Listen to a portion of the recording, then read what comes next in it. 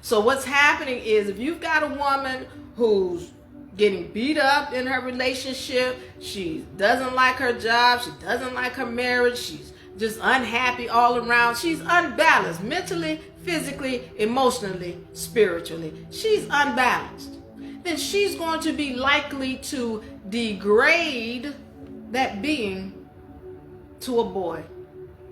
It has to do with her state of mind. That's where he's coming from, a woman who's under duress. This is what you should have been told. Because a woman who is balanced and knows who she is and has self-love, respect, honor, and things are going well in her life, the only thing she's giving birth to is a female. Love. A woman who has love, the only thing she's giving birth to is a female. Period. This is not to say that a woman who's having issues won't give birth to a girl. But if she gives birth to a male, we know you was under duress. And you can tell me all you want to, well, no, me and my husband, we are happy out here. You can tell that to somebody who doesn't know.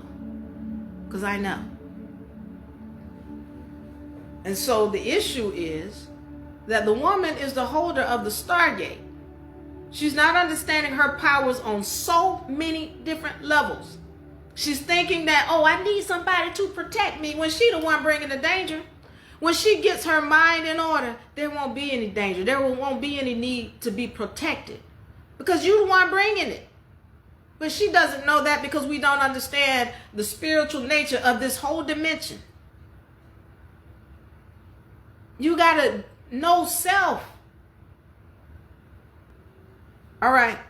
So he goes on to say, any other mindset, he says, leading towards one or the other, which I think he meant to say leaning towards one or the other, is imbalanced, unhealed trauma. All right. So let's go into some trauma and some statistics about trauma and who causes it. Where is it coming from? So I got to get on these statistics about children who are molested. When you're looking at the statistics on this, they say that 1 out of every 3 women had some kind of inappropriate actual relationship with someone before the age of 18. And then when you're looking at males, it's 1 out of every 4 males has had some kind of inappropriate actual relationship with someone before the age of 18, or an adult before the age of 18. And then they go on to talk about how 75% of the people who have been molested, it was by somebody who they knew.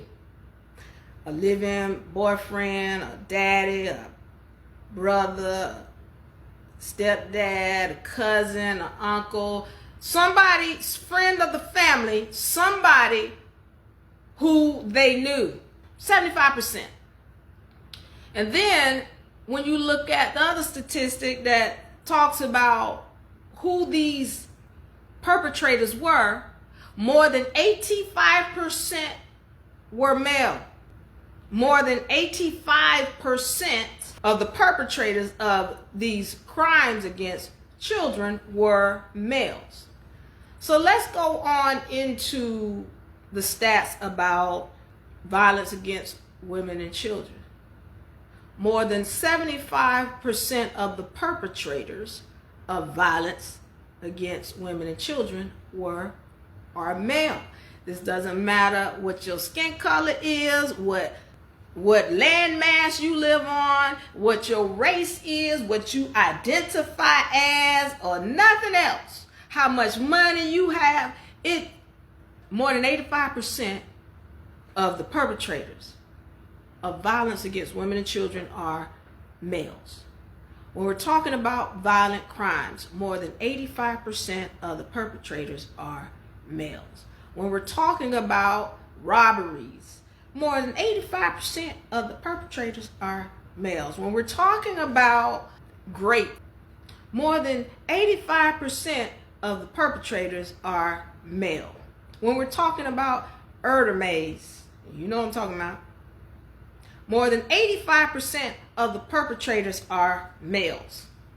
I don't know if y'all seeing a pattern. I don't know if you're seeing a pattern. Okay. But let me say this. Because while we would be saying, oh, you know what? The man is the problem. The man is the problem. Let's think about this, because 100% of them come from women. And I'm ready to upset the women now. Well, Diva, you had me until you said what? But see, he got to be responsible for it. Listen, here's the deal, and let's understand this, that everything comes with knowledge of self and your standing, how you stand. Just like when we're talking about law, like you can have these documents like, you know what, government, I got these papers. But then if you don't know how to stand with your papers, if you don't have the knowledge, which is why we give you an education with this, then you can't stand in your rightful place. So they're going to step on you because you're really not standing. You're just giving lip service.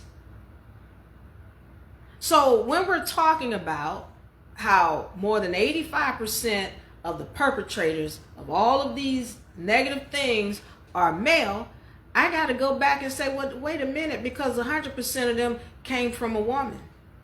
And then my question has to become, what was going on with her to where she created this being that would do these things? And let me make this clear. Not all males, I'm not saying all males would commit crimes. I did not say that.